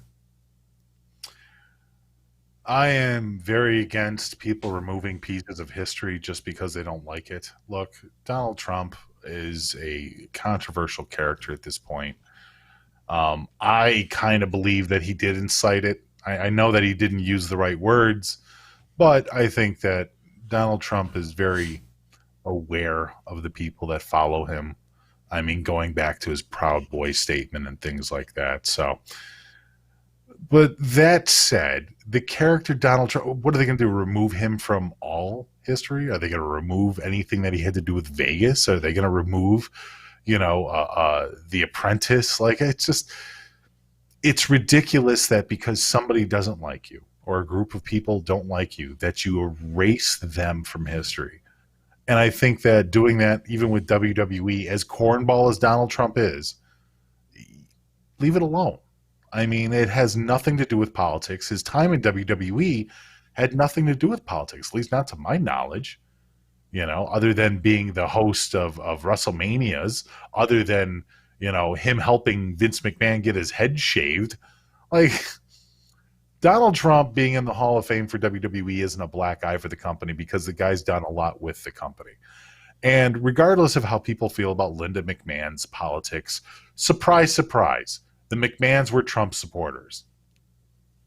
Doxing what? It's some of the stupidity on both sides that really fucking infuriates me. Leave it alone. He's literally a character in a company about fake fighting. Leave it alone. It's not something to be so upset about. It just, I don't know, man. I don't know how you feel about it, but. Well, see, the thing is, like, the Jimmy Snuka situation really intrigued me, because, with Jimmy Snuka, Vince wasn't there when the action happened, or the incident happened. But Vince McMahon was there shortly thereafter. And I truly believe that Vince McMahon knows what happened that night. So with that said, the fact that he still put him in the Hall of Fame, and I still feel to this day the only reason why Jimmy Snuka was technically taken out of the Hall of Fame back then was to appease the media, news, investors, cancel culture, whoever you want to say, because there ain't nothing different that Vince knew in 2012 than he did in 82. Like, he probably knows to this day a lot more than even investigators have figured out. So once he died and charges technically, couldn't go anywhere, he celebrated Snuka's career. Big celebration. And, it's sad, because Snuka was one of my favorites of all time. I still keep him on my list. I still don't know exactly what happened at that time. I've come to some conclusions. But when it comes to Trump, it's a really sticky situation, because, like you said, I agree with you. He was a character. He didn't flat out tell people, go and do this and do this and this. but he didn't help the situation by trying to diffuse it. You know, you basically insist that to 70 million people that everything is a fraud. But I also say this too. When you see Twitter doing some of the things they're doing, when you see Amazon pulling Parler, when you see some of this censorship being done, I personally think all that does is push some people closer to the breaking point. Too. I mean, look, I'm not a Trump supporter, but kicking him off of Apple, kicking him off Parler, kicking him off all the social media, taking down all his, dude, that's too much. That is literally all of these companies giving way to socialist agendas, all of them. Yeah. And I'm not about that shit either. Look, you have every right to hate that motherfucker. Every fucking right to hate him. You have every right to call him anything in the book. You have every right to feel however you want. But erasing them, I disagree with that completely. Yeah, see, as far as banning people for bringing up his name, I disagree with that completely. They're literally shutting down groups on Facebook because it's tailored to Trump. I disagree with that completely. Yeah, I don't think that any kind of speech should ever be silenced, ever. No matter how much you disagree with it, no matter how much you fucking hate it on a personal level. Just leave it out there, because if it's not there, then you don't know what people are actually thinking. You know what I mean? It's kind of like, how do I put this?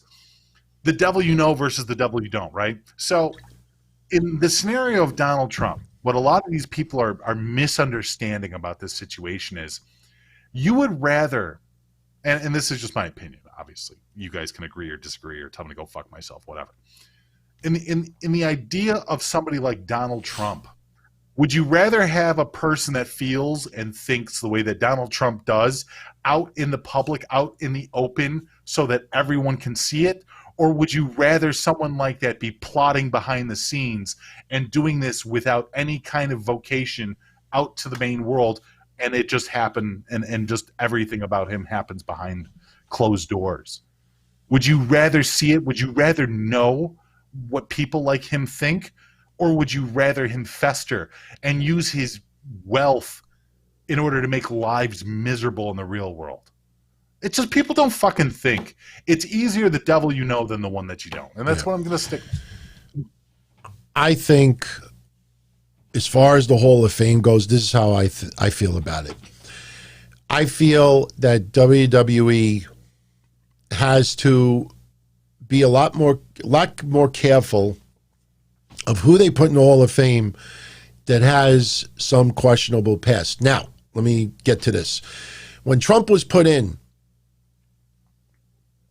we didn't have that tremendous controversy that has been built over the last 4 years, obviously. So the thing is that some people could look at the Middle East and some of the piece that he has put together. Look, he's nominated for 2 Nobel Peace Prizes. That's not sarcasm. That's not, the Onion or kayfabe news. That's legit. And that is for a reason. So the thing is that some people out there want Trump out of the Hall of Fame. Some people out there feel the opposite, but are afraid to speak up. I personally think. That's the McMahon's for making WWE political. I don't think politics have any place in wrestling. It just does. I mean, like real politics, storyline politics, we the people. Yeah, okay, that's whatever it is. But you're going to try and punish people based upon their political beliefs and who they are politically in a company that's based off of making stories? Right.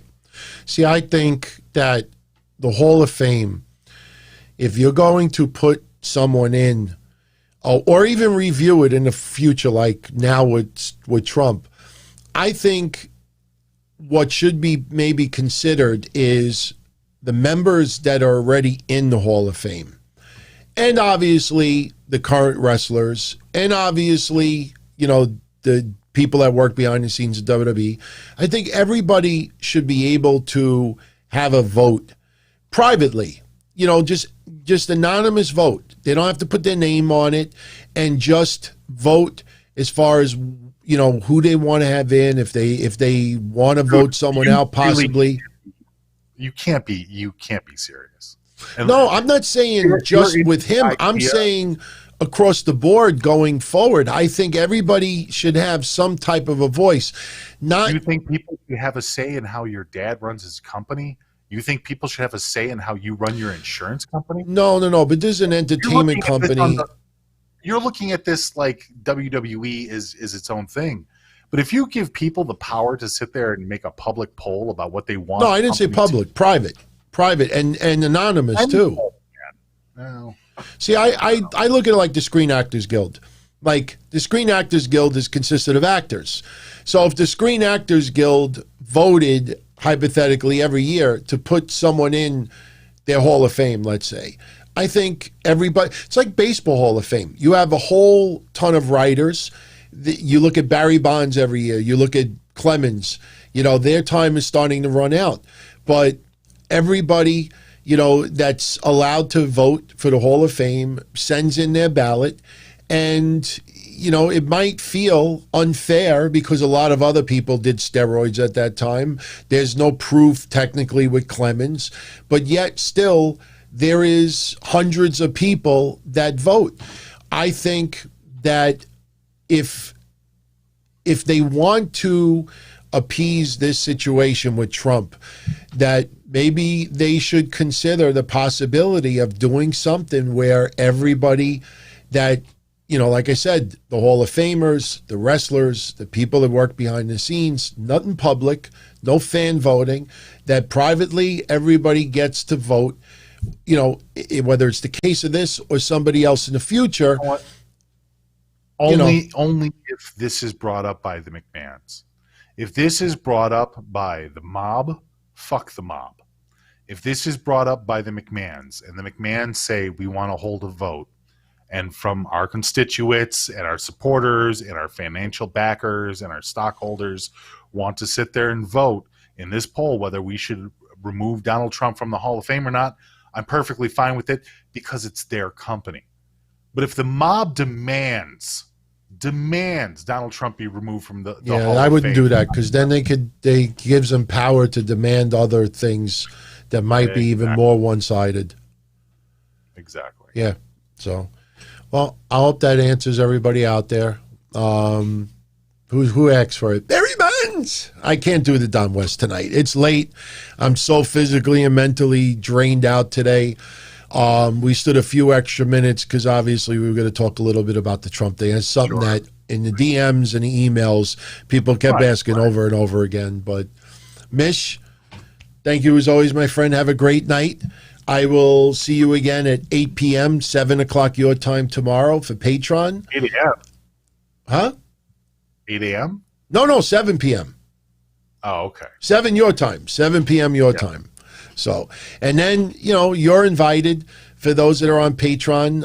After tomorrow's show is done, give me about 15 minutes between, what I'm going to do, but I'll save the show, and then we're going to be gaming tomorrow night. We'll be doing Jackbox and a few other things, and I got to check out some of those games that you said that we can play together online with. Sure. So, thank you very much. Have a good night, my friend. Okay. Everyone, I hope you enjoyed tonight's show. Definitely leave your comments. Even with the thing about Trump, I mean, do you think he should be pulled out of the WWE Hall of Fame? See, I'm not necessarily saying that he should or he shouldn't. I'm just saying that there's got to be some type of reasonable way to decide this, because you're going to have people on both sides. You're going to have people like Foley and others that are going to just constantly keep bringing it up to WWE and publicly, confronting them. Why aren't you doing this? Why aren't you doing this? And when fans see that, they get behind it.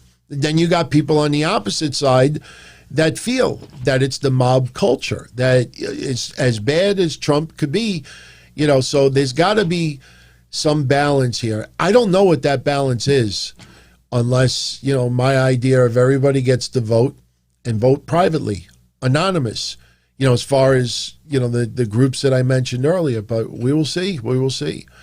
But that's pretty much it. Mish is staring at me frozen right now.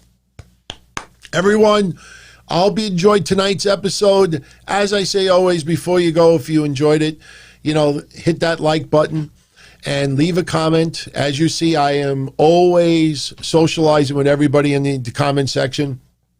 A lot of you have been asking about the memberships, and we pretty much have 2 ready to go, because a lot of people want the custom emojis and the badges, and when you post comments, there's badges next to you. So I'm going to work on that in the next couple of days. And then I think in the next week or 2, we'll start testing out, doing some calls. But don't forget, everyone, if you're on Patreon, if you want to check it out, patreon.com/Don Tony. I always give a money back guarantee. Sign up for as little as $5. You got hundreds of Patreon exclusive shows, episodes there. The entire catalog of shows for the last couple of years are there. You can join us live tomorrow. Wednesday, I will be here at 10:05 p.m. doing New Year's Smash Night 2. I will tell you, AEW's second night doesn't look as strong as the first night. We did figure out that them advertising the Elite before the ending of AEW last week was not mismanaged. That was not done poorly. A lot of people, including me, thought that they spoiled it by advertising the Elite before the finish of AEW last week. But the fact is, the Elite is apparently Kenny Omega, Gallows, and Anderson. So whether they closed last week out the way they did or didn't, it still would have been Gallows, Anderson, and Omega teaming up together. They are going to wrestle on Dynamite this Wednesday, which I'm looking forward to, because Rich Swann's going to show up. The Motor City Machine Guns should also show up. And then we got NXT, the fallout from New Year's Evil, and we'll see where that goes. But so everyone, have a great night. And again, Thursday, we'll do it again. It was freaking phenomenal this past Thursday. So relaxed. Didn't have to prepare anything. Literally just turned the equipment on, hit record, chatted with all of you for a couple of hours, and it was wonderful. For everyone that enjoyed that show that did not tune in live, you could thank everybody who was live, because they're the ones that dictated what was talked about. So, all right, everybody, I'm going to get out of here. Have a great night as always, and I'll catch you all again, either Patreon Tuesday night, 8 p.m. Eastern, or Wednesday at 10:05 p.m. Eastern after NXT and AEW. So take care, everyone. Much love as always, and stay safe, everybody. Be strong, and ciao.